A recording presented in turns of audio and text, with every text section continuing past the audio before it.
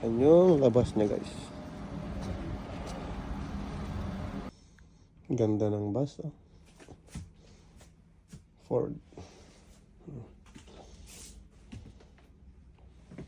Wow. Ito yung dining niya. Ito yung kanyang lababo. Parang loob ng bahay. Yan, oh. Ito yung kanyang ref. Yan. Ito yung sala niya. Ito yung TV niya, oh.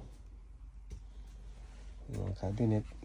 Parang nung kwarto lang, oh. Ganda.